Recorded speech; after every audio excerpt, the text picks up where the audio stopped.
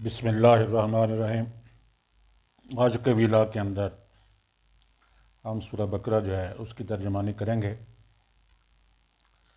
تو آپ میرا یوٹیوب چینل محمد طیب اطہر دیکھ رہے ہیں۔ بسم اللہ الرحمن الرحیم، ترجمانی شروع کرتے ہیں۔ سورہ بقرہ جو ہے اس کا زیادہ تر حصہ جو ہے مدینہ کے اندر نازل ہوا، اور باقی ابتدائی دور کے اندر یہ نازل ہوا ہے، اور باقی حصہ جو ہے وہ بھی مدینہ کے اندر ہی نازل ہوا، لیکن کچھ دیر کے بعد، اور اس سارے کے سارے کو اس کے ساتھ ملا دیا گیا ہے۔ ہم اس کی ترجمانی کرتے ہیں۔ بسم اللہ الرحمن الرحیم۔ الف لام میم، یہ اللہ کی کتاب ہے، اس میں کوئی شک نہیں۔ ہدایت ہے ان پرہیزگار لوگوں کے لیے جو غیب پر ایمان لاتے ہیں، نماز قائم کرتے ہیں، جو رزق ہم نے ان کو دیا ہے اس میں سے خرچ کرتے ہیں، جو کتاب تم پر نازل کی گئی ہے یعنی قرآن، اور جو کتابیں تم سے پہلے نازل کی گئی تھیں، ان سب پر ایمان لاتے ہیں اور آخرت پر یقین رکھتے ہیں۔ ایسے لوگ اپنے رب کی طرف سے راہ راست پر ہیں، اور وہی فلاح پانے والے ہیں۔ جن لوگوں نے ان باتوں کو تسلیم کرنے سے انکار کر دیا، ان کے لیے یکساں ہے، خواہ تم انہیں خبردار کرو یا نہ کرو، بہرحال وہ ماننے والے نہیں ہیں۔ اللہ نے ان کے دلوں اور ان کے کانوں پر مہر لگا دی ہے، اور ان کی آنکھوں پر پردہ پڑ گیا ہے، وہ سخت سزا کے مستحق ہیں۔ بعض لوگ ایسے بھی ہیں جو کہتے ہیں کہ ہم اللہ پر اور آخرت کے دن پر ایمان لائے ہیں، حالانکہ در حقیقت وہ مومن نہیں ہیں۔ وہ اللہ اور ایمان لانے والوں کے ساتھ دھوکہ بازی کر رہے ہیں، مگر دراصل وہ خود اپنے آپ ہی کو دھوکے میں ڈال رہے ہیں، اور انہیں اس کا شعور نہیں ہے۔ ان کے دلوں میں ایک بیماری ہے جسے اللہ نے اور زیادہ بڑھا دیا، اور جو جھوٹ وہ بولتے ہیں اس کی پاداش میں ان کے لیے دردناک سزا ہے۔ جب کبھی ان سے کہا گیا کہ زمین میں فساد برپا نہ کرو، تو انہوں نے یہی کہا کہ ہم تو اصلاح کرنے والے ہیں۔ خبردار، حقیقت میں یہی لوگ مفسد ہیں، مگر انہیں شعور نہیں ہے۔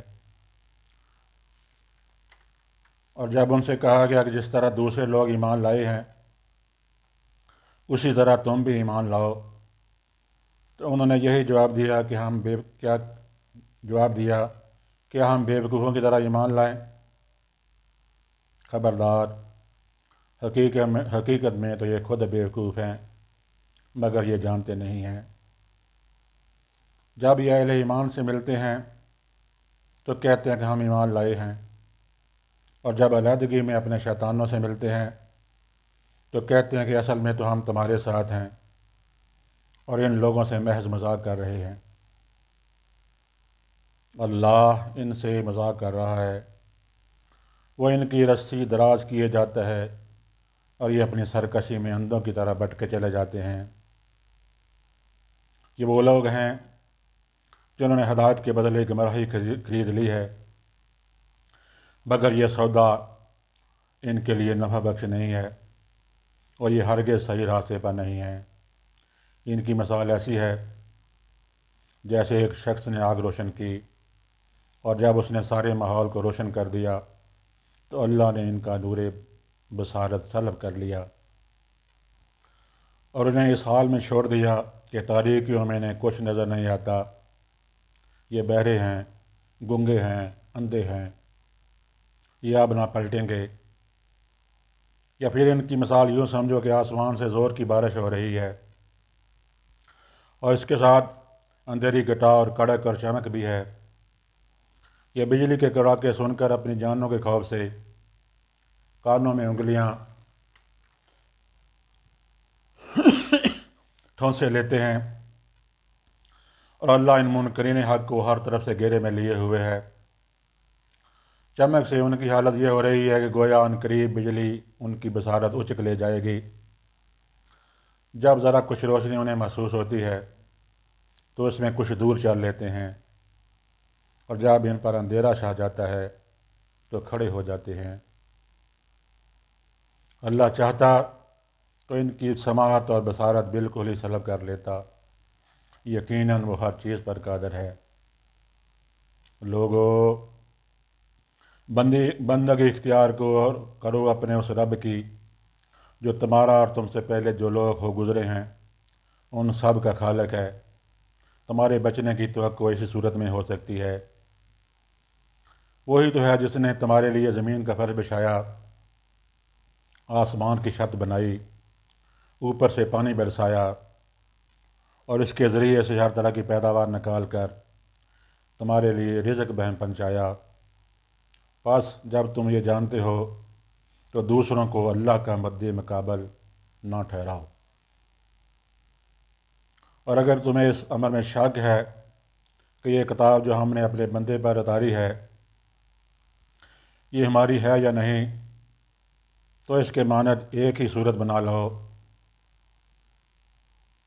اپنے سارے ہم نواؤں کو بلا لو، ایک اللہ کو چھوڑ کر، باقی جس کی چاہو مدد لے لو۔ اگر تم سچے ہو تو یہ کام کر کے دکھاؤ۔ لیکن اگر تم نے ایسا نہ کیا اور یقیناً کبھی نہیں کر سکتے تو ڈرو اس آگ سے جس کا ایندھن بنے گئے انسان اور پتھر، جو مہیا کی گئی ہے منکرین حق کے لیے۔ اور اے پیغمبر، جو لوگ اس کتاب پر ایمان لے آئیں اور اس کے مطابق اپنے عمل درست کر لیں انہیں خوشخبری دے دو کہ ان کے لیے ایسے باغ ہیں جن کے نیچے نہریں بہتی ہوں گی۔ ان باغوں کے پھل صورت میں دنیا کے پھلوں سے ملتے جلتے ہوں گے۔ جب کوئی پھل انہیں کھانے کو دیا جائے گا تو وہ کہیں گے کہ ایسے ہی پھل اس سے پہلے دنیا میں ہم کو دیے جاتے تھے۔ ان کے لیے وہاں پاکیزہ بیویاں ہوں گی اور وہ وہاں ہمیشہ رہیں گے۔ ہاں، اللہ اس سے ہرگز نہیں شرماتا کہ مچھر یا اس سے بھی حقیر تر کسی چیز کی تمثیلیں دے۔ جو لوگ حق بات قبول کرنے والے ہیں وہ انہی تمثیلوں کو دیکھ کر جان لیتے ہیں کہ یہ حق ہے جو ان کے رب ہی کی طرف سے آیا ہے، اور جو ماننے والے نہیں ہیں وہ انہیں سن کر کہنے لگتے ہیں کہ ایسی تمثیلوں سے اللہ کو کیا سروکار۔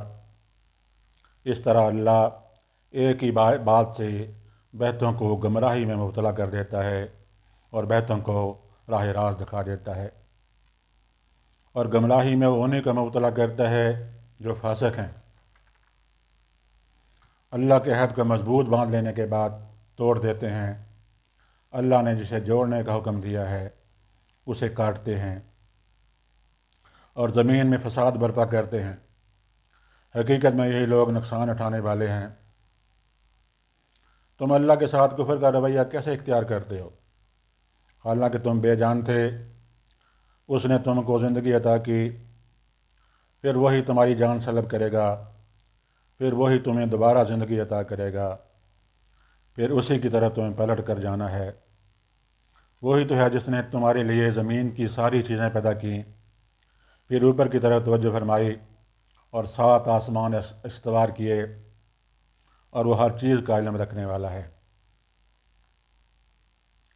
پھر ذرا اس وقت کا تصور کرو جب تمہارے رب نے فرشتوں سے کہا تھا کہ میں زمین میں ایک خلیفہ بنانے والا ہوں۔ انہوں نے عرض کیا کہ آپ زمین میں کسی ایسے کو مقرر کرنے والے ہیں جو اس کے انتظام کو بگاڑ دے گا اور خون ریزیاں کرے گا۔ آپ کی حمد و ثنا کے ساتھ تسبیح اور آپ کے لیے تقدیس تو ہم کر ہی رہے ہیں۔ فرمایا، میں جانتا ہوں جو کچھ تم نہیں جانتے۔ اس کے بعد اللہ نے آدم کو ساری چیزوں کے نام سکھائے، پھر انہیں فرشتوں کے سامنے پیش کیا اور فرمایا، اگر تمہارا خیال صحیح ہے کہ کسی خلیفہ کے تقرر سے انتظام بگڑ جائے گا تو ذرا ان چیزوں کے نام بتاؤ۔ انہوں نے عرض کیا، نقص سے پاک تو آپ ہی کی ذات ہے، ہم تو بس اتنا ہی علم رکھتے ہیں جتنا آپ نے ہم کو دے دیا ہے۔